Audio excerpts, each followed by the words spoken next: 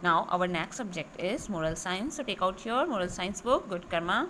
Now open page number 13, chapter 3, The Joy of Serving.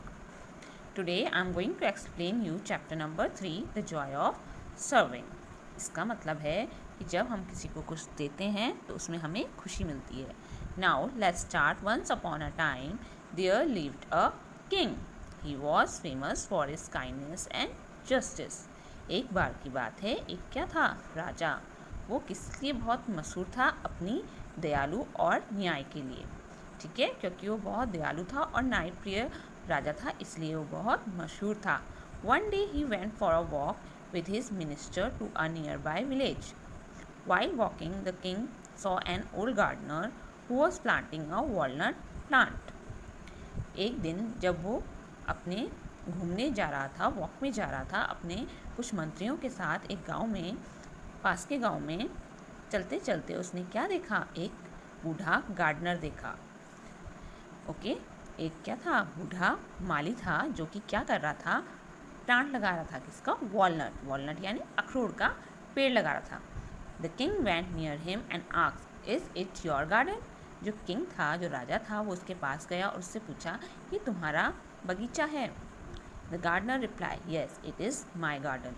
This garden is a gift of my forefathers. Gardener क्या बोलता है? हाँ, ये मेरा गार्डन है, मेरा बगीचा है. गार्डनर कहता है, ये किसने दिया है मुझे? मेरे पूर्वज, जो उसके दादा परदादा रहे होंगे, उनका गिफ्ट है, तोहफा है मेरे लिए.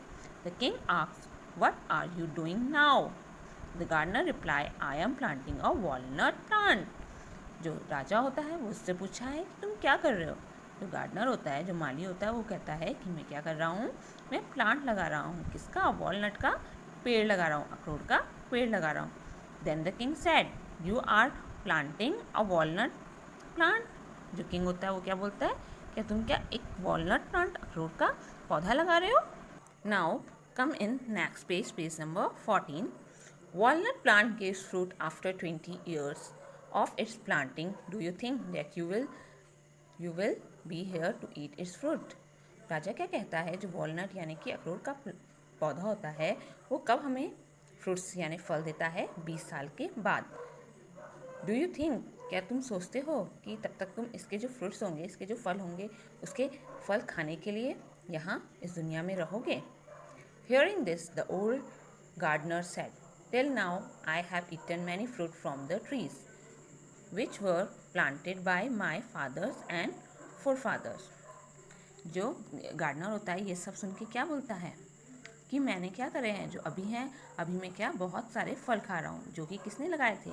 मेरे पिताजी ने लगाए थे. मेरे जो दादाजी हैं, उन्होंने क्या करे थे? जो ये पौधे लगाए थे, उनके फ्रूट्स मैंने खाए हैं. So I should also plant tree for others. इसलिए जो ये मैं ट्री है, पेड़ है, ये किसके लिए लगा रहा हूँ? दूसरों के लिए. If I plant tree only for my self, it will be selfish on my part. अगर सिर्फ मैं अपने लिए ही पेड़ लगाऊंगा तो ये क्या होगा? मेरा मतलब होगा. ठीक है, सेल्फिशनेस होगी. इसलिए ये पेड़ मैं किस लिए लगा रहा हूँ कि जो और दूसरे हैं वो क्या कर सकें? इसके फल खा सकें. जैसे मैंने खाए हैं वैसे ही कोई और इसके फल खा सके. मैं ये दूसरों के लिए पेड़ लगा रहा हूँ. The king was happy with the gardener's reply. He gave him 2 gold coins as a reward. जो राजा होता है जब ये सुनता है कि वो अपने लिए नहीं, वो दूसरों के लिए पौधे लगा रहा है, तो वो बहुत खुश होता है और उसको इनाम में क्या देता है? 2 सोने के सिक्के यानी कि 2 gold coin. So the kids, you have to read this chapter and underline difficult words. Thank you. Have a nice day.